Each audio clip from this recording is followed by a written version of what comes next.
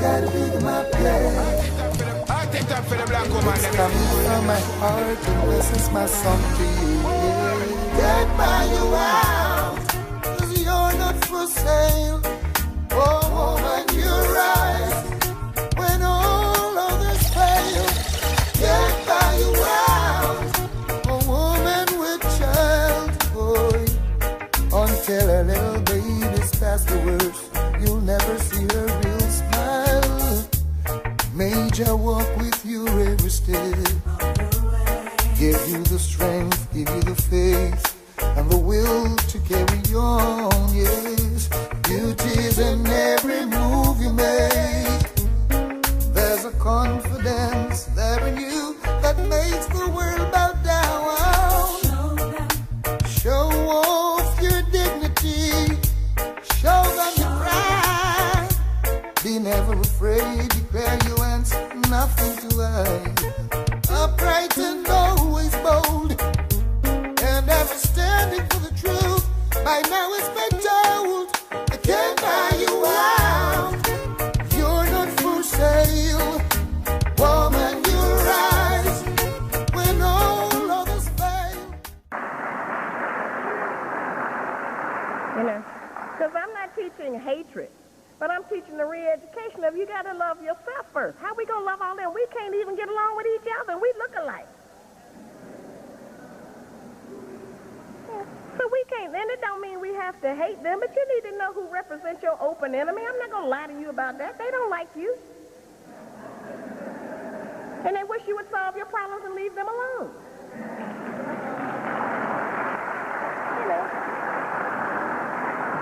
You know, I have to deal with that everywhere. You ain't never heard of one white man that ever grew up in the world and got rich and went and married some Negro.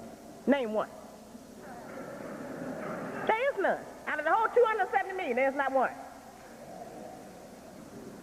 We only represent 12% of the population here. And 45% of all of the people that's black in America that's married, 45% is married to somebody in another race. Trying to get away from self. Don't want to be around nothing that remind me of me. You know? So we need to get an education on that, just what we really think about each other and what we really think about being black. You can't get out of it. You can go somewhere and pretend you white, or you can be around so many white people you start to talk like them and dress like them, but you still ain't white. You know? And then they give you that where you can have the children, and the children are biracial. The World Health Organization only recognizes two kinds of life, human life on Earth, white and non-white. It's only two kinds. Just like there are only two sexes, male and female. You need a re-education on that.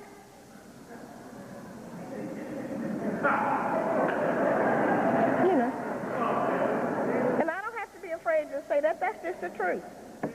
We have problems in our communities.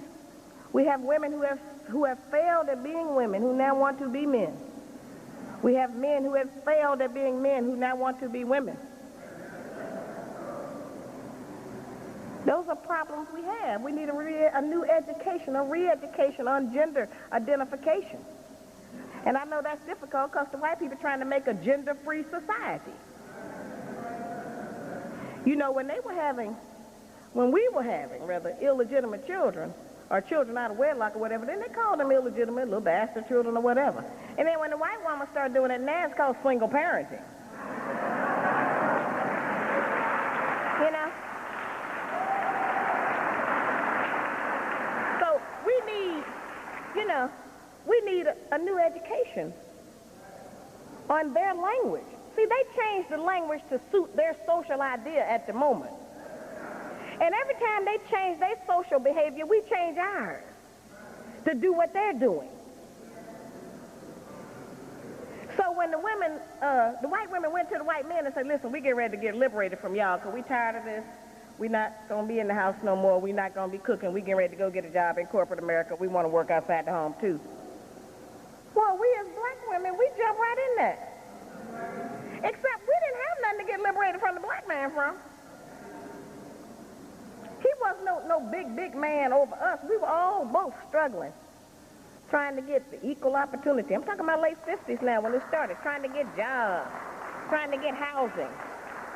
We didn't have he didn't have any big stuff over us. The white woman came and introduced us to the feminist movement and made everything we were working with a man against a woman and a woman against man. So they made us take sides. And so we left our men. Many of us set an example and went with the white woman's liberation movement, and we still carrying that idea today. And they taught us that we should be fighting for independence. That's true. Not for independence from the black man, though. Independence from them. You know. So we got that mixed up. We got that mixed up. And we're paying for that. Our children are paying for that.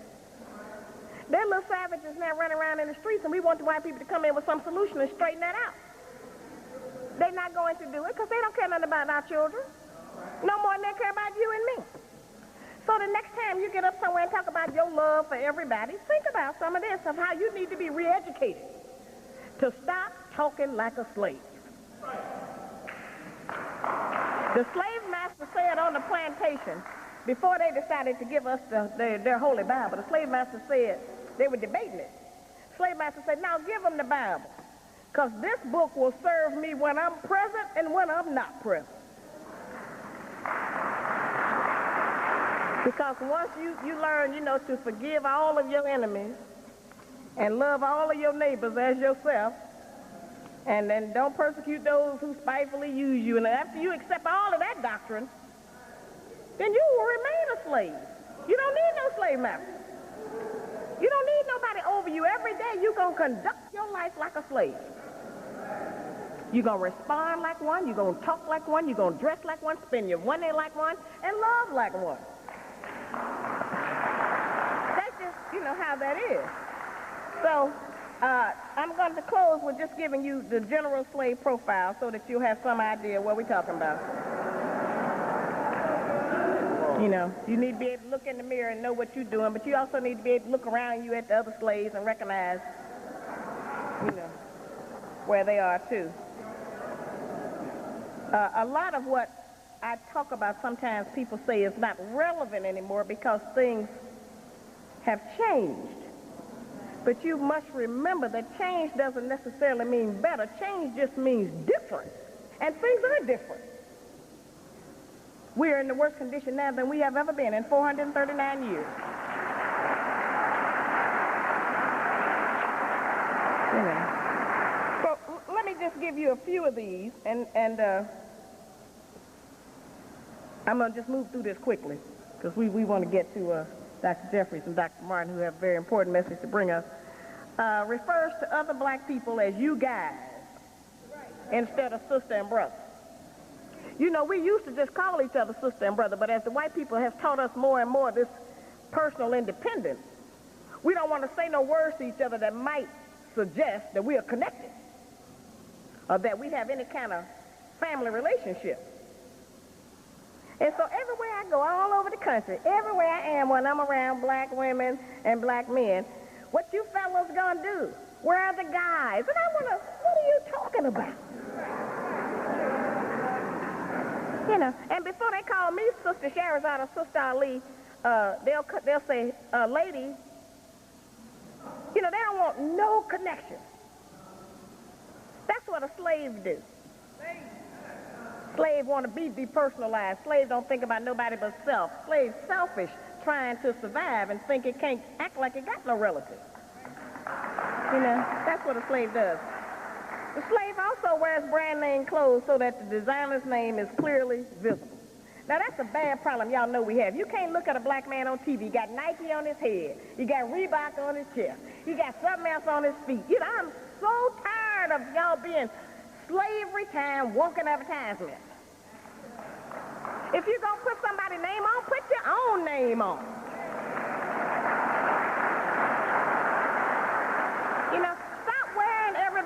else's name.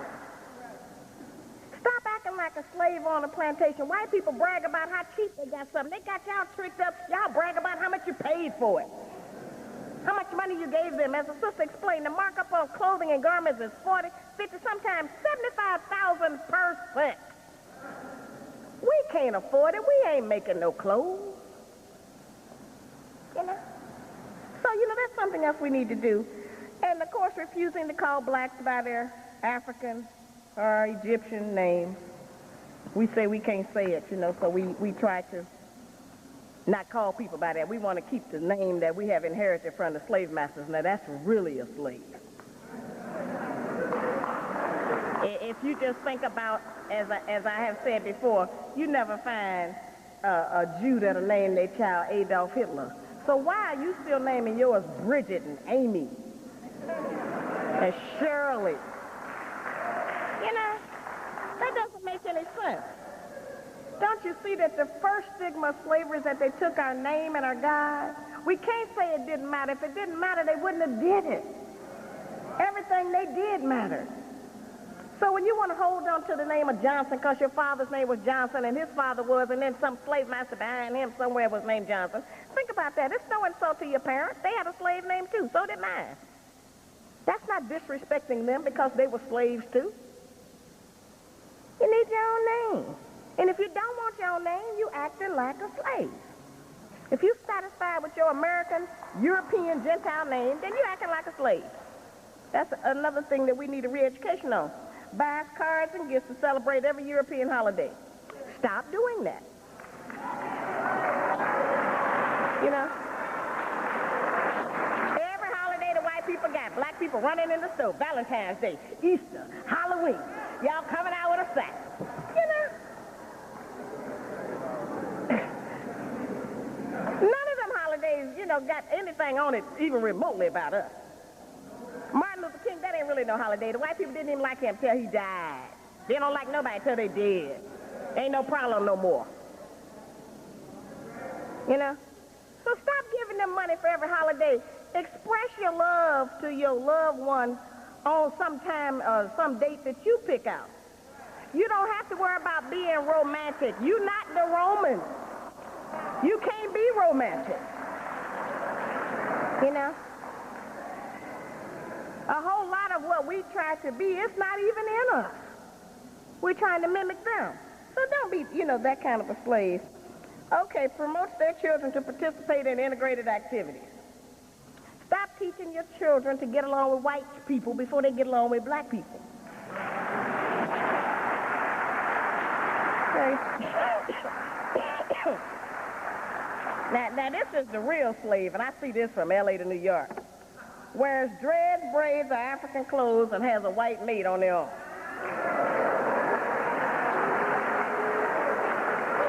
Okay, that's still going on. That's still going on. In fact, most of the people is getting so in the big cities that you see dressed like that. They got a white person somewhere.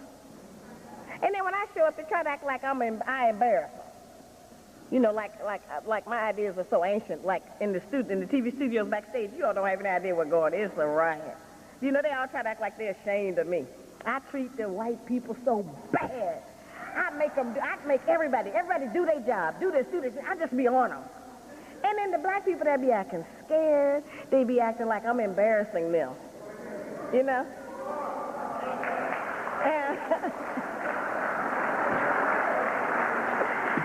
Okay, another mark of a slave is a person that loves to move into a neighborhood with all whites. Trying to get away from the rest of us. Okay? And certainly a mark of a slave is a person that insists on eating pork no matter what they have learned about it.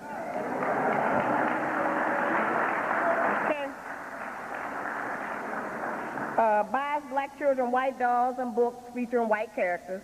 All those symbols mean something.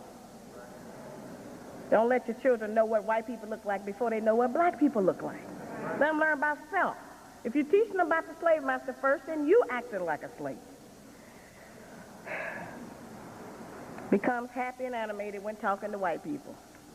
We see that all the time. You know, some of us can't hardly talk at all, but you let somebody white start asking us a question. You see all the teeth, give up all the directions. I see it all the time. I hate that.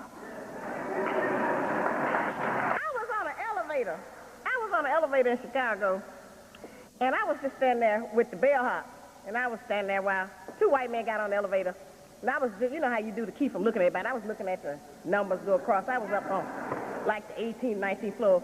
Anyway, the devil over here to my left say, are you here for a conference? And I said, no. And I was so mad at myself. I answered automatically. And I said, none of your business what I'm here for. And then I turned my head back around. You know, because I got mad. I was angry. And I recognized that when that white man opened his mouth, what is it? You know. I was so, you know, so it can happen to anybody. That's my point. And I know I'm conscious on it. So I just turned my head and said, none of your business what I'm here for. You know, I ain't the information bureau. You know, I don't have to answer, you know, I ain't got to answer no questions. You don't have to do anything. And that's just, as I said, that's not to be hostile. Just ask me, well, how do I get along with them on my job if I don't laugh at their jokes? I said, well, if it's not in your job description, I say, then you just need to go with Allah. Just do your job, and if they mess up, sue them. You know, but they make that a requirement that we have to laugh at their jokes. And all adult black women know, you know, the frustration of having to be around some white men that's saying something, you know, that's offhand. You know, I won't even, you know, I have to deal with it. I won't even ride in the white limousine car because I'm not riding no 2 and 3 hours with no white man in no closed-up car. So I had to have a black driver. And they came and asked me the other day, I felt really bad. The people came out and they needed to make pictures. They were taking pictures for a promotion we're doing. And the white woman called me and asked me, was it all right if she sent a white photographer? And I thought, boy, they really think I'm racist. You know? So, of course, I told her, no, I need a black photographer because I don't think he does.